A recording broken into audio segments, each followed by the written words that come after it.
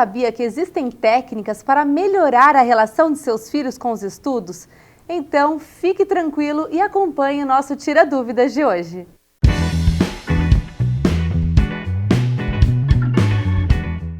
A falta de concentração, preguiça e o uso excessivo de equipamentos eletrônicos interferem diretamente no aprendizado de crianças e jovens. Hoje vamos dar dicas valiosas que podem deixar seu filho mais interessado e envolvido nos estudos. Temos o prazer de receber aqui hoje as autoras do livro Socorro, Meu Filho Não Estuda, Thaís e Roberta Bendo. Sejam muito bem-vindas. Obrigada. Sejam bem-vindas. Bom, então inicialmente eu gostaria que vocês nos explicassem um pouco mais sobre esse projeto. Bom, o Socorro, Meu Filho Não Estuda é um projeto que tem pouco tempo, ele tem 2 anos, mas cresceu muito rápido. Então hoje nós temos um site. Nesse site a gente coloca dicas para os pais de como melhorar a relação dos filhos com os estudos. Então quando o filho está com preguiça de estudar, quando dá aquele estresse em casa na hora da tarefa. E pelo site também os pais podem mandar dúvidas que nós respondemos. Além do site, nós escrevemos parte do conteúdo de educação do site Catraca Livre e somos colunistas da revista Pais e Filhos. E fazemos palestras em escolas para falar com pais e também com professores. E a gente tem um único canal que a gente fala direto com os jovens, que é um Snapchat, que é o SOS Tenho Prova. Quais são as dúvidas mais frequentes? Então, nós temos até um ranking das dúvidas que nós mais recebemos, dos pedidos de socorro que nós mais recebemos. O campeão número 1 é meu filho tem socorro, meu filho tem preguiça de estudar. E nós até falamos para os pais que calma, porque a boa notícia é que você não está sozinho. No mundo inteiro a gente tem ouvido esse pedido de ajuda dos pais. E a outra notícia é que não importa a idade, desde da educação infantil até o final do ensino médio ou mesmo na universidade, tem solução. Existem técnicas para você reverter o quadro e o seu filho começar a estudar de uma forma mais envolvente, interessado e ter melhores resultados. Que bom. Então, como deixar as crianças mais focadas no estudo? Bom, a primeira dica que nós damos é que você precisa ajudar seu filho a desenvolver o senso de responsabilidade. Então, a criança sozinha, ela não vai aprender o que ela precisa desenvolver para aplicar na hora da tarefa. Então, assim, não é na hora de estudar que ele vai aprender a ter responsabilidade. Como que o pai ensina isso antes? Dividindo com o filho alguma tarefa dentro de casa. Então, arrumar a própria cama, guardar os brinquedos, ajudar a colocar e tirar a mesa das refeições, ajudam a desenvolver senso de responsabilidade, ajudam na autoestima, porque depois que o filho faz o dever dele, você elogia, e isso prepara a criança para sentar e fazer a tarefa mais envolvida. Mas para isso gerar responsabilidade tem que ser uma atividade constante. Então, por exemplo, todos os dias ele tem que acordar e arrumar a cama. Não de vez em quando, não, hoje, não é quando der vontade. Precisa ser uma atividade. Isso, tem que realmente uma regra. Porque hoje em dia, na melhor das intenções, os pais até falam para os filhos: eu cuido de todo o resto, a sua única obrigação é estudar. E na verdade isso não está sendo bom para o resultado que os filhos estão tendo nas escolas. Porque fica uma sensação de que estudar é chato, porque é a primeira e a única vez que, se ele não fizer, ninguém pode fazer por ele. Então, se ele entender isso em outras atividades, e nas palestras nós falamos para os pais, né? Que assim, nem sempre você lava a louça ou arruma o seu quarto porque você está morrendo de vontade de fazer aquilo, mas você sabe que se você não fizer, depois aquilo vai retornar e você mesmo vai ter que fazer. Então, quando a criança aprende isso, o cérebro dela assimila que ela tem uma responsabilidade, que terminar aquela tarefa é bom, porque depois ela tem a sensação de que ela fez e está pronto. Aí ela aplica isso na hora da tarefa. Ninguém vai poder estudar no lugar dela. Por isso que as mães precisam dividir a responsabilidade, porque senão a lógica que o cérebro segue é que, bom, eu vou esperar, alguém vai fazer isso por mim, como faz na roupa, como faz com a louça, como faz com tudo. Além disso, existe um outro benefício de dividir a tarefa doméstica, que é ajudar o cérebro a formar memórias de procedimentos. Isso significa entender que as ações têm começo, meio e fim.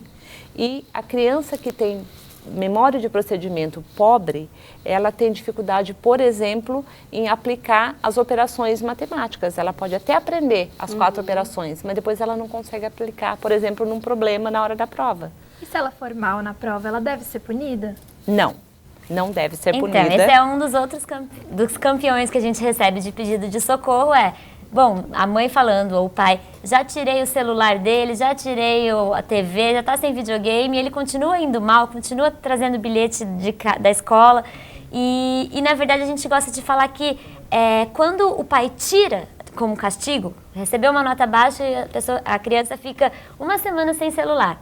O cérebro da criança entende que, bom, eu fiz uma coisa errada, mas eu já cumpri minha pena, fiquei sem celular. Então não tem problema eu fazer a coisa errada de novo. Ele não entende o que ele tem que fazer para da próxima vez não tirar a nota baixa.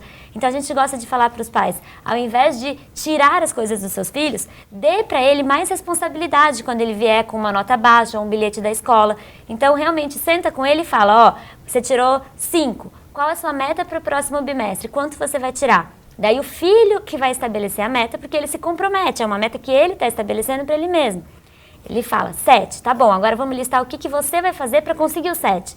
Daí o filho, de novo, vai e faz a lista do que ele se compromete a fazer. Então, na verdade, é dar um trabalho a mais para a criança, ao invés de deixá-la sem as coisas que, na verdade, não tem resultado nenhum. E muitas vezes, por questão mesmo do excesso de uso de tecnologia, o cérebro está viciado com um retorno muito rápido, muito imediato, que a tecnologia dá, mas que a vida real não tem. Então, ele tem que aprender a se concentrar, a assistir uma aula. Então, esse ensinamento precisa acontecer em casa. Mas a tecnologia tem benefícios também. Então, por isso que nós falamos, não tire a tecnologia, porque hoje, seu filho, até a questão de convívio social está ligado à tecnologia. Mas tem que dosar, porque o excesso de tecnologia, sim, atrapalha. Mas não é tirar a tecnologia, é introduzir outras atividades para que aconteça o equilíbrio. E a questão da concentração? Até no começo do programa nós também já falamos sobre isso. Existe alguma técnica para deixar a criança mais concentrada na hora de estudar? A concentração, a gente gosta de falar o começo na mesma linha daquilo da preguiça de estudar. Que não é na hora que seu filho senta para fazer tarefa que ele vai aprender a se concentrar. E normalmente é nesses momentos que os pais querem que os filhos aprendam. Na hora de estudar, a criança tem que aprender a se concentrar. E não, a criança tem que aprender a se concentrar durante outros momentos da rotina da casa, para quando ela sentar para estudar, isso já ser uma coisa que ela sabe fazer. E como ensinar o filho a se concentrar?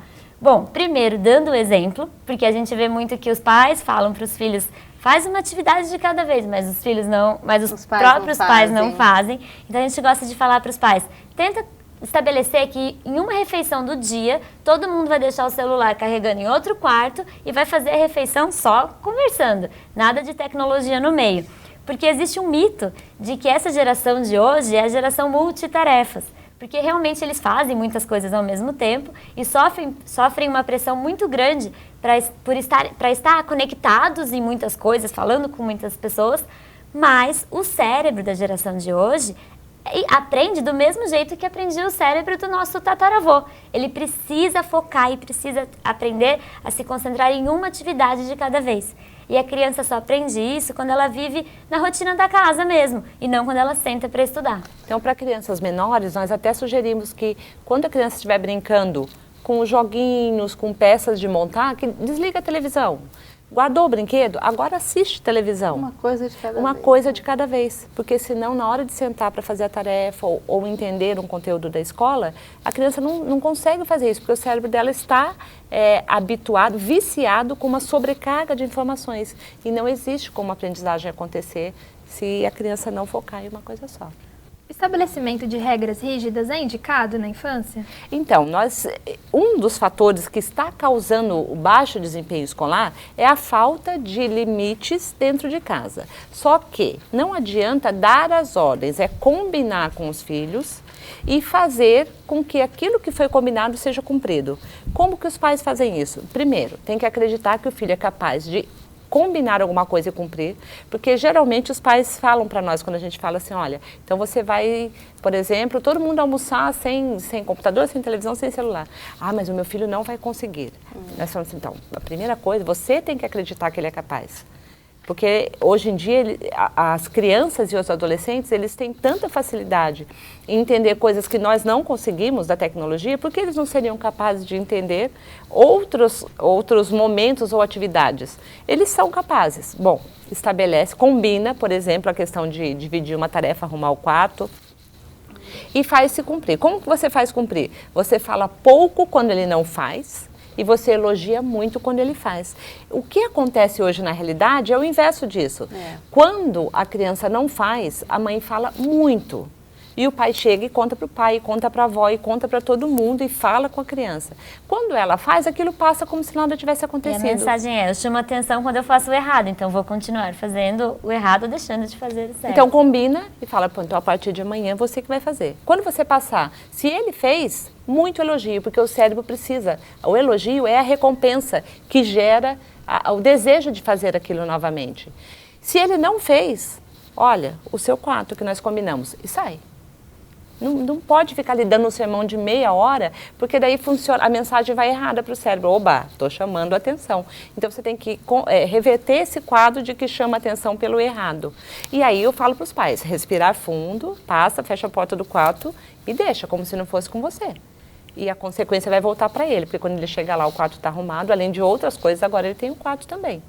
Mas eu acredito que você é capaz de arrumar, tá ali o seu quarto, é para você. O papo está muito bom, mas vamos para um rápido intervalo, não saia daí que já voltamos com muito mais miscelânea.